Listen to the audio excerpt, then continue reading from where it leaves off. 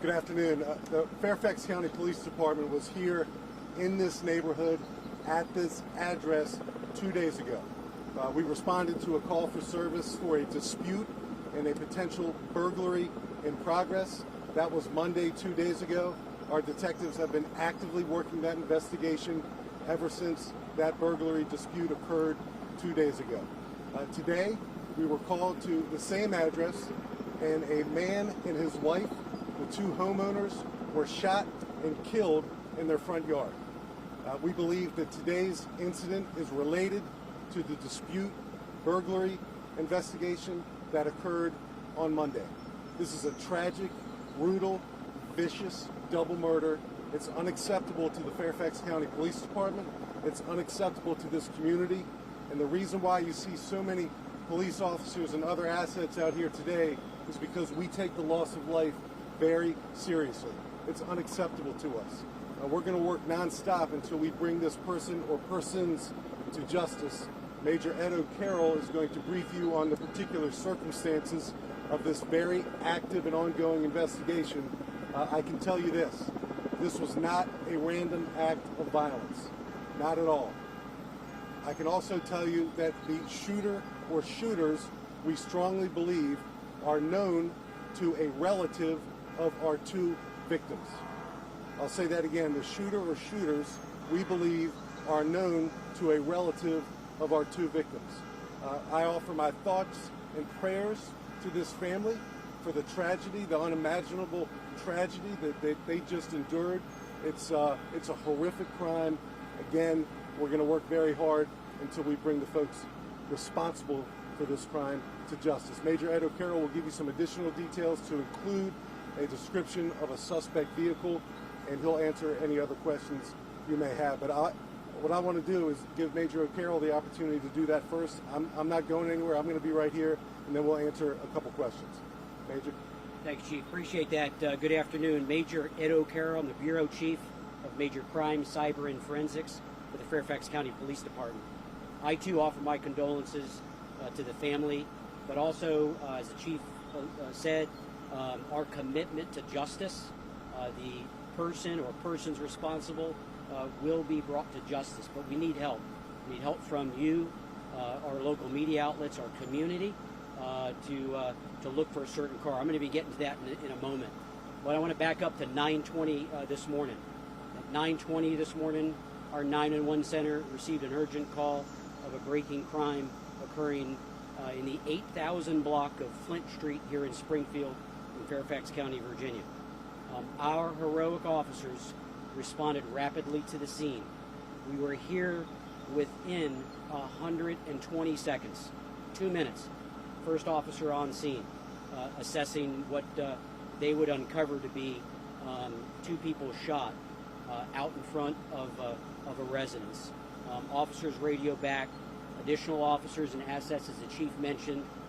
We have detectives here, our cyber and forensics team, our patrol unit, even our helicopter asset had responded. Rescue squad from the Fairfax County Fire Department also came and would ultimately pronounce the two decedents deceased. This is or will be, sadly this morning, our 9th and 10th homicide in Fairfax County.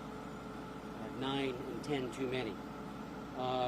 We do believe, as the Chief said, that the shooter or shooters are known to the folks that live in that house, and possibly to the two that have perished this morning. And this is my urgent call to the community.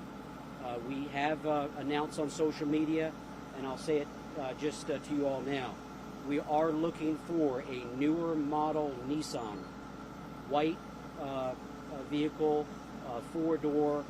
We believe around the 2018 model year, but it's a newer model Nissan. We believe it might have Maryland registration plates. We are working diligently to identify those responsible or the person responsible, and we'll quickly notify you, our community, once that is done. Sad tragedy, but I can tell you the Fairfax County Police Department, as the Chief has shared with you previously, we're on it. We got our homicide unit here. we've got the best personnel working this case for again, the unfortunate event that unfolded here this morning. So the neighbors say that this couple had maybe a teenage son. Have you had a chance to talk with the son? Well, Bruce, as you know, this is a very active investigation. There were folks, family members inside the home when this murder, double murder, occurred. We have those folks at a safe place right now, and we're interviewing them. Not only interviewing them to see what they know about what happened this morning, but we have a responsibility to take care of them and their welfare. And we have a really robust victim services group of folks that are doing just that. So Bruce, yes, there were folks inside the home that we believe are family members when this incident occurred, and they're with us right now. Can you say how many in their specific relation were they the victim's children? I can't right now. I will say this because I know this to be true. I think one of the persons inside the home when our two victims were viciously gunned down is a son of our victims. There may have been more than one person inside the home. I don't know the relationship of that person or persons yet. Were there two more That son may have been autistic. So I'm not prepared to say anything about other family members right now. This is an ongoing investigation, and when we get to the point where we can share information like that, we'll certainly do so. And lastly, were any of those just family to members in confirm the the victims is a husband and wife? Yes, it's a husband and wife. They're adults. I don't have their ages. We'll certainly provide that when we have it. But yes, a husband and wife, viciously shot and killed, up close, personal, point blank in their front yard. Were any of those family members who were inside today, were they also home on Monday during that incident? I don't know the answer to that question, but as you can imagine, our Monday investigation continues and is now part of this double murder investigation. Were there two additional shooting victims that early reports had said? So the shooting victims we have are deceased, the husband and the wife, shot and killed in the front yard. There are no additional shooting victims. Yes. Bruce, neighbors said that some neighbors actually witnessed the shooting. Is that accurate? Well, Bruce, you can see there's a number of investigative assets out here. Detectives are canvassing the neighborhood. We're speaking to people right now. Anyone who has not yet spoken to a Fairfax County detective or a Fairfax County police officer who has information, we encourage them to contact us immediately. And we have already been in contact with many neighbors in this community.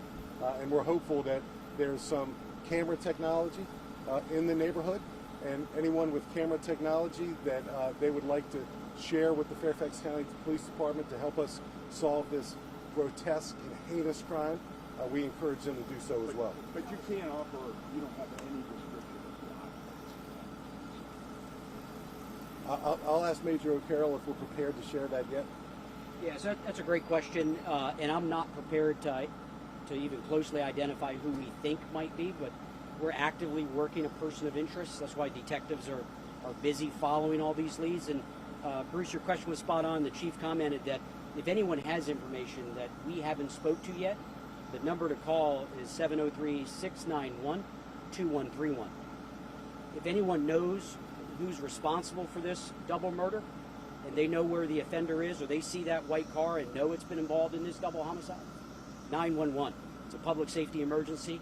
We need that shooter or shooters in custody. We'll do two more questions, guys. Can you describe what you're doing to try to find the suspect?